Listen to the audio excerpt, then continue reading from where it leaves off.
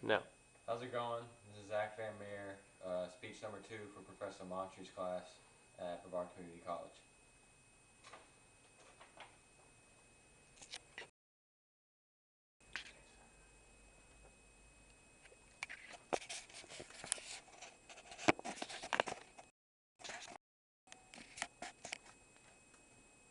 Alright, well, first off, my speech is here to inform my audience about how soccer came into this world and evolved as basically a worldwide sport, and how it's known today as the most popular sport in the world. To start off, some of the most popular sports in the United States are football, basketball, baseball, hockey, the usual stuff. But the world's most popular sport is soccer, believe it or not. And in a report actually in 2007 from liveglobalsportsnetwork.com reported that 3.5 billion people around the world either watched or played soccer at that time. And it's even gotten so big that ESPN has picked up most of the UEFA Champions League for this year and a lot of English Premier League and Major League Soccer games. So, it's really grown around the United States. And now that you know my speech and what I'm going to do it on, I'll start from where it came from. Soccer, actually, according to an article from allsoccerinfo.com, almost every culture has an influence on the origination of soccer. It states that soccer can be found throughout histories in Spain, mostly England, and not the United States, of course. But a little bit about soccer, the rules. There's 11 players on each team, one goalkeeper each side, 10 on the field.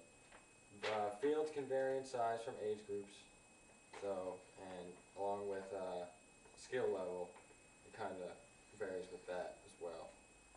It's basically one of the oldest sports around, so you could basically call it almost a historical sport because it's dated all the way back since almost the beginning of almost every culture, like I said.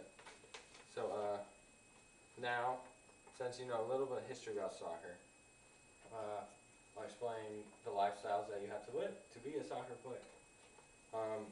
If you look at today's soccer players, every great one is in good shape. He can run, good athletic shape. He's fit, muscular. Well, not necessarily. Some are tall, some are freakish, but that's just, I don't know. Yeah, like I said, staying in shape is the most important part of being a soccer player, and it's definitely needed for the sport. But the training for soccer is very brutal, actually. I've known from experience.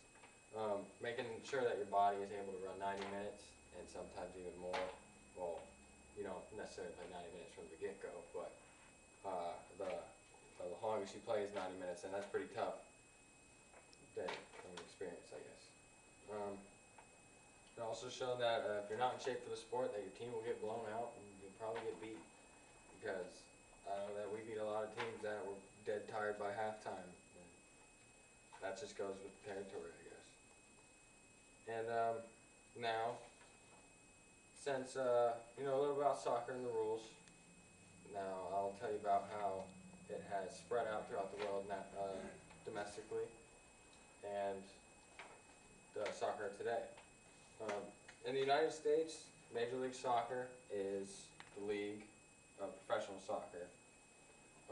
It's made up of, I believe, 12 or 13 to 14 teams, and they have a playoff system just like everybody else. But it's not necessarily as good as the European leagues or anything like that. We're almost there, I guess you could say. We have a few good players, but definitely not near European or countries or South American countries, really. There have been a few preseason matchups where English teams have played teams from the MLS, and some of the times the team from the MLS has won. So you never know, it could actually be balancing out. And the very last thing is actually where it has grown today in England. In England, it is basically like the United States football. And it's probably one of the most popular sports. There's fights that break out in England because of it, because of rivalries. I mean, one of the biggest ones, Manchester United versus Chelsea, or Manchester United versus Liverpool. All those teams are just big rivals, so it just, England is just a lot more farther advanced in soccer than we are.